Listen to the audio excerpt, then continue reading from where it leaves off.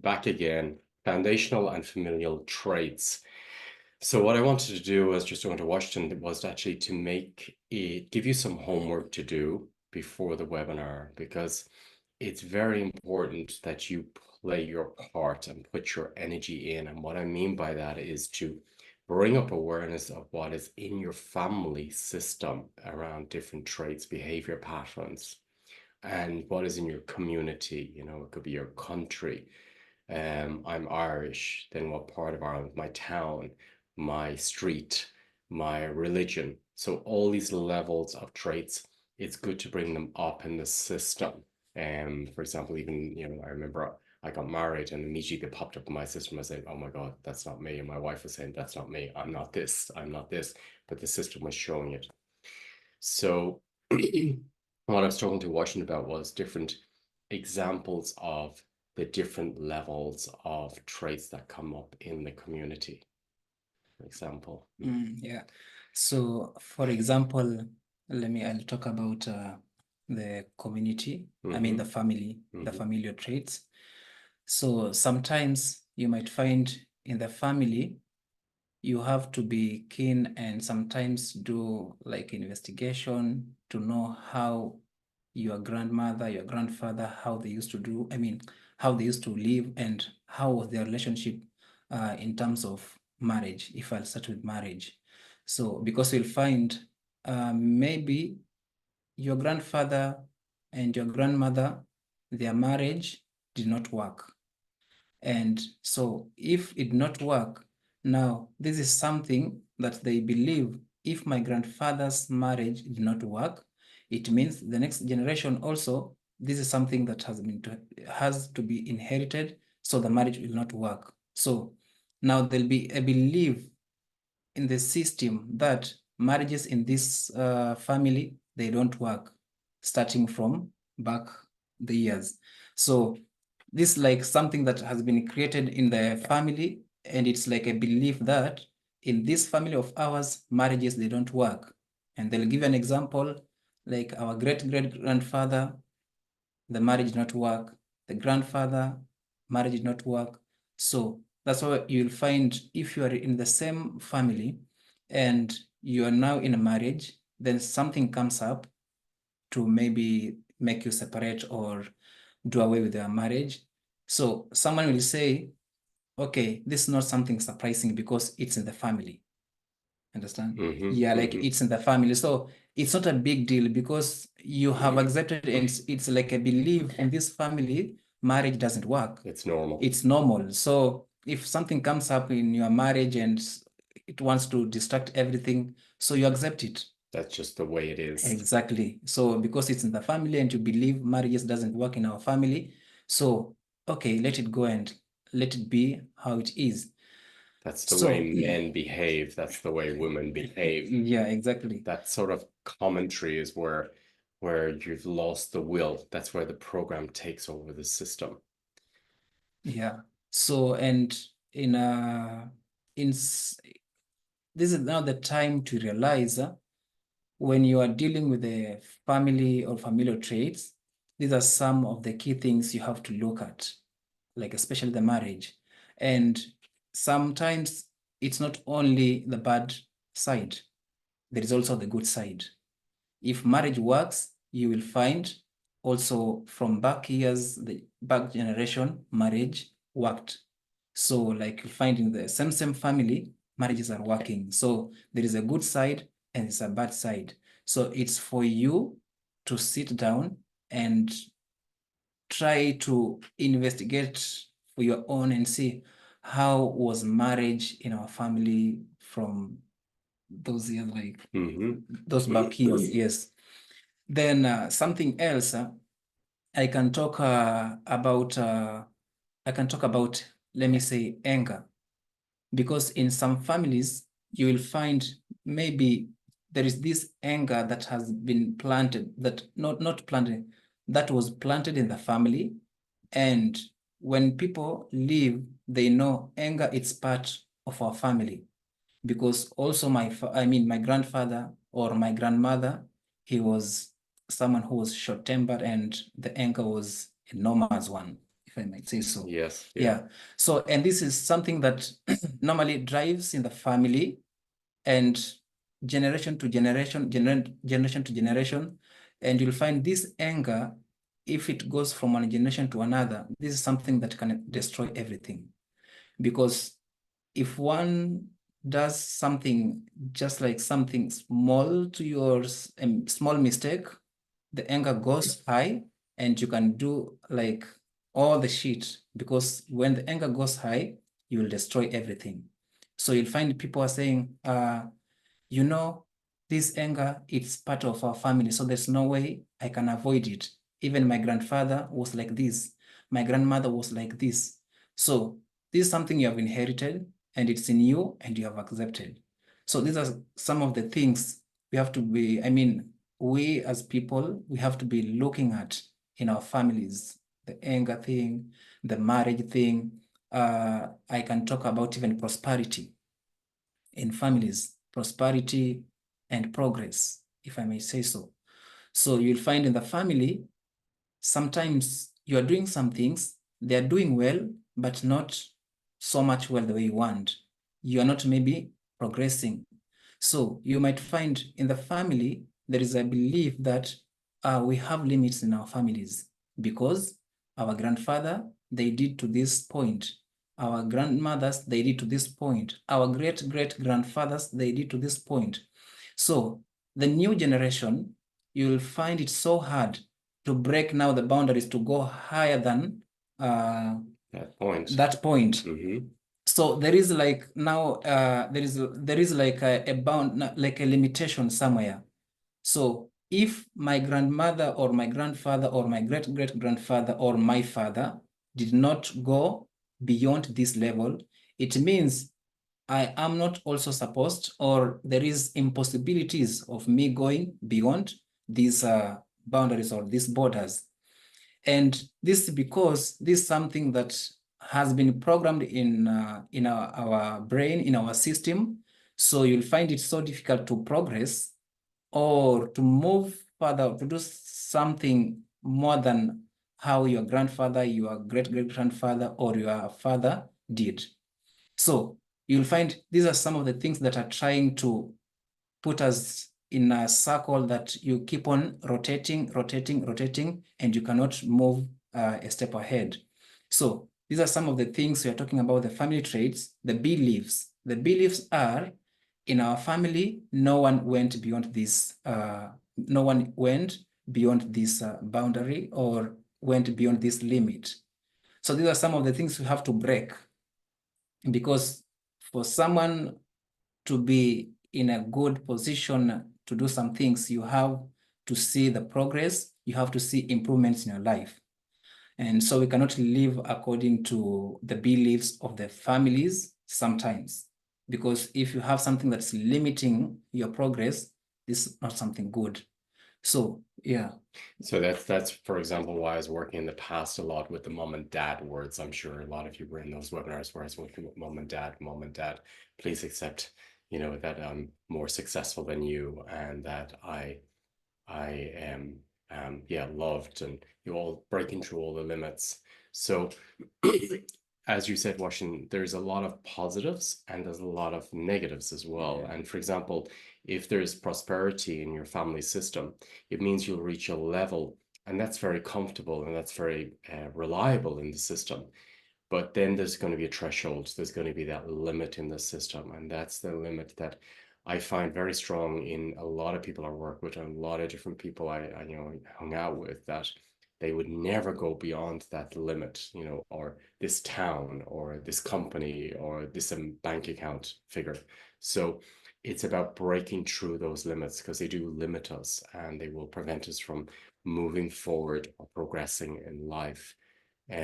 It's almost like we put ourselves in a box. And this is, I think a good example. I remember when I was going to America to work, the immigration wanted me in a box. They were like, okay, what do you work at? So they were trying to get me in a box. Or even when I started doing this work, they were trying to box me. Everybody's saying, okay, what do you do? What type of work do you do? To put me in a box so they could limit me in a box. And for me, I have no boxes. So it's very hard for people to to know me or to accept me because I don't have any box, because I don't fit into any of them, because I don't accept any of the boxes. So for me, in my life, there is no boxes. And I will not accept anyone to put a box on my system, because I will not take that into my system. If that someone says about health, about money, about relationship, about anything, I refuse to accept the boxes of anybody. I accept they have them, but I will not accept to play that out in my life. So it's so easy to accept these boxes in our limits that are in our system, as you say, limits, well, the short-temperedness in the system, or in my grandfather had an affair, and now all the marriages, now there's an affair in the system. And then you find that you're having an affair or your partner's having an affair, but yet it comes from great-great-grandfather. Now, that doesn't mean you need to have an affair, but it's in your system. So what I want you to do as homework is to acknowledge, oh, there is a tendency for affairs in my family system. There is a tendency for short-temperedness or explosive behavior, which is a destroyer. There's always, I remember I had a very, like, I used to have this point where, from passive aggression, where I'd have zero anger, and then I'd burn the house down. So these are very important to look at, because that was in my ancestral line, where they would never speak out, and then suddenly they explode and they'll burn the house down. So all these different traits are very important to bring up, because they're actually not yours. And that is the biggest key, to acknowledge and to accept that these are not my limits. These are not my boxes. I have them and I'm playing them out my life, but they're actually not mine. And the problem comes in when I think they're mine. And that's where I lose my will. So that's why we were talking about the other talks about your willpower. You need will to break through these. So the will comes in when I realize, whoa, that isn't mine even. So where's your will? It's behind that, or it's in front of it. So the awareness alone will bring you there, and you don't even know how to, you don't have to know how to clear it, but bringing the acknowledgement that, wow, I am limiting my system because I'm fitting into the same patterns and belief systems as my ancestors. And I'm not judging them, but I'm accepting. It's very important not to judge them, but to accept they did the best they could with what's in their system. And they didn't have the access to the tools we're doing now, but by simply accepting what's in your system, as we were talking about, like with finances. So what is your family relationship with finances? You know, maybe someone lost money back there. I know when I was growing up, my God, it was so strong in the system. Do not, get rich, because you can't get to heaven if you get rich. So there was association of the devil with finances in Ireland. So I was like, there's no way I'm hanging on to that belief system. That has nothing to do with me. So this was something I needed to break through. So all the guilt and shame about having money was very, very, very strong. The guilt and shame about being successful. Often when I have businesses or I worked with different business partners, it was, some people can work amazing for somebody else as a manager, but they cannot be an entrepreneur because there was no entrepreneurs in their system. Maybe there's an artist, a struggling artist in your family, and then you find that you're an artist, but you're not making any money. So it's very important to bring these up in the system. Or maybe there was a doctor in the system, and now there's a family of doctors, and you're not happy being a doctor because you're not doing it for yourself. So all these things are really important to bring to awareness level, because if you're a doctor for yourself, it makes a difference. If you're in a job for yourself, it will make a difference. You'll feel satisfied on a soul level. But if you're in the job for your ancestors, then there's an issue, because you will not be satisfied with that job or with your success. So my invitation to you all would be, look at health conditions, just look at health conditions, look at relationship conditions, what were they like, look at financial topics, sorry, look at jobs, were they entrepreneurs or not, were they receiving money from the government? That's a very strong one to break out of. and very important to come up with. Were they, what was the relationship in marriage? How was the relationship with men and women? Was the woman saving the money because the man would spend the money drinking, for example? That's very important to clear. Who was making choices in the system? So all these things are very, very important to bring up. Yeah. And I'll add also something.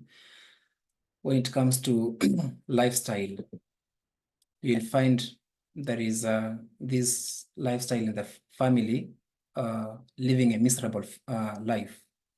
So you'll find maybe the ancestors, the grandfather, grandmother, maybe dad, they lived a miserable life. And a miserable life, I mean, they had so many challenges. And that's why sometimes you'll find in a family, there is this thing, the sickness, maybe it's high blood pressure or diabetes.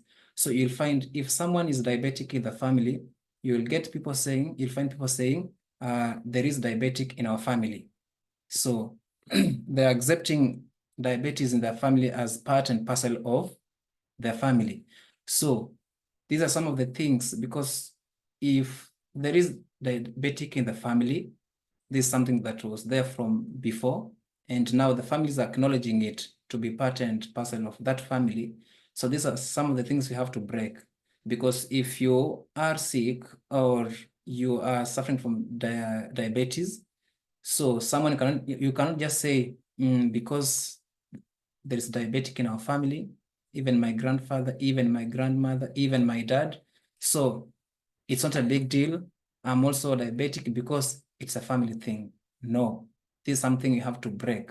This is something you have to put a boundary and to save the next generation.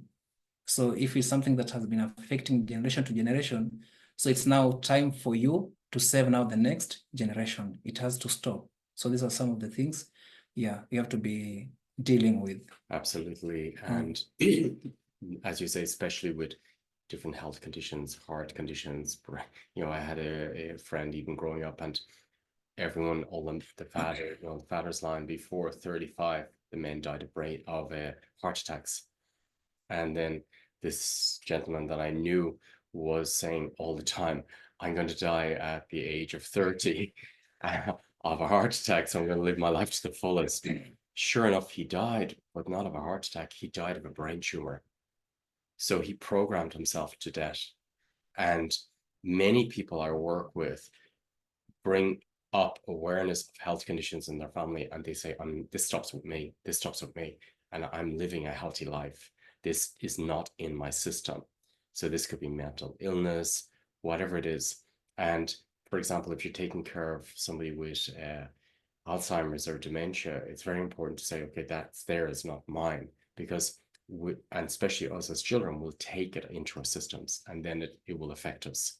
So a lot of people are carrying health conditions which doesn't even belong to them, and it's nothing to do with their system, and they don't need to have that in their system.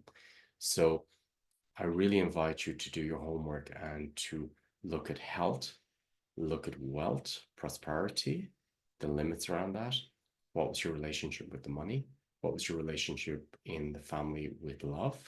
What's your relationship with new people coming to the village? What is your relationship with foreigners, with travel? What is your relationship with ownership of a house? What is your relationship with being an entrepreneur, a leader?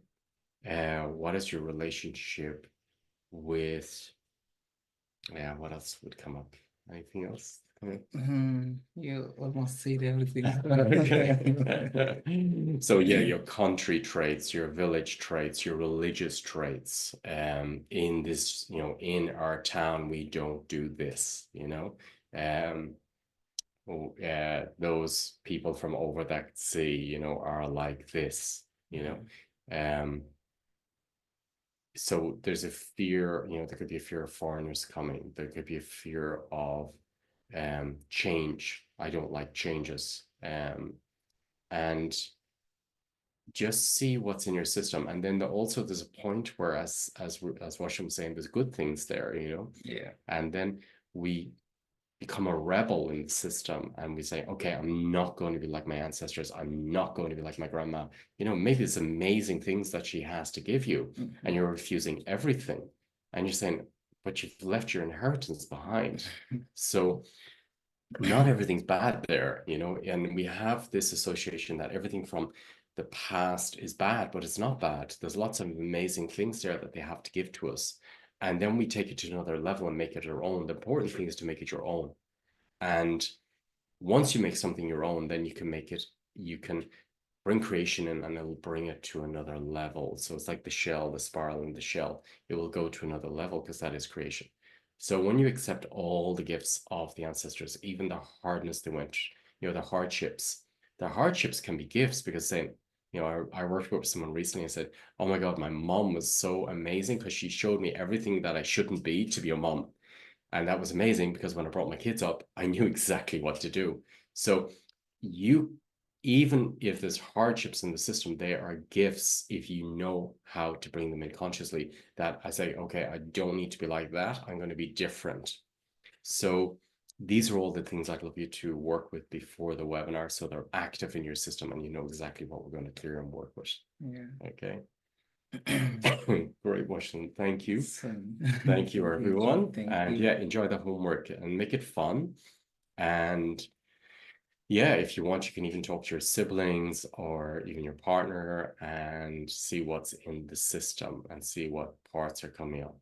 Because it will activate your relationships, your friendships, your family. And when you bring awareness and ask the system, when you ask the system, bring up the traits, you will get it in the next days, because the ancestors will give you it into your hand. You will know what traits are there. So be aware that you may have a new feeling, say, whoa, I didn't say that before. I didn't, but maybe the ancestors are handing it to you. And that's what I feel. The ancestors want to hand these traits to us, so we break them. Okay, so it's our job to break it. We are the representative of the ancestors, and it's our job to break it. So we can break it when we're conscious of what's in our system. If we're not conscious, we're just going to repeat the same old, same old. So enjoy the homework, and yeah, have a great weekend. And I look forward to seeing you at the webinar. Thank you, everyone. Thank you, Washington. Thank you. And your ancestors. From mine. And theirs. And there's exactly all your ancestors.